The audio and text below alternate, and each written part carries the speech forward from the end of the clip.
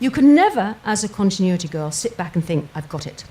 And I had 3 occasions on this where I thought I'd lost my career. The worst one, we were filming. You film a nice big long shot in a room. And then later on, as you probably know, you go in and do the little close-ups. So we were filming, our Mr. Wingard, carefully looking for this special box and opening that drawer I told you about. And the box would be in the drawer, but not in shot. And the property man said, Jan, do you think it could be in shot? Shall we put it in there in case? And I said, good idea, Fred. So never thought another thing about it. Now, this was a Friday. We filmed the scene. It was quite tense, him looking.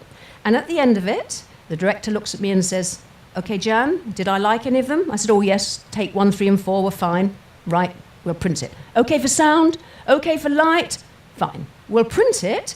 And because it's Friday and we've done all the scenes in this particular room, we'll strike the set. Mr. Wingard can go off for 2 or 3 days holiday while we build a new set for the next scenes. Fine.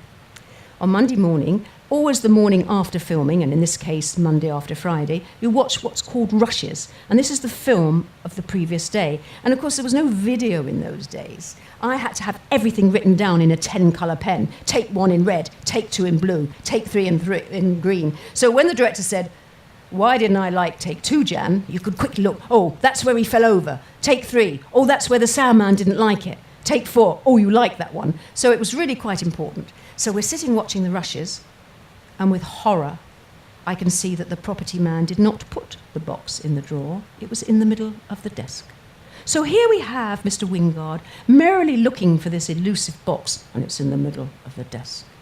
And they've struck the set, and Mr. Wingard has been given 3 days off.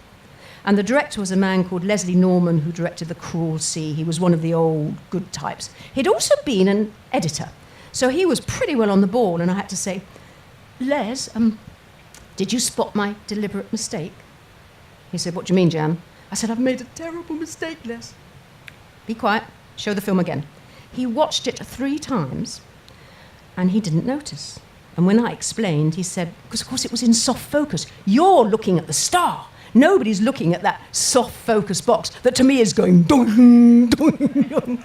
And he said the classic lines, which I think will be appreciated by perhaps our American friends, Jan, they'll never notice in Arkansaw.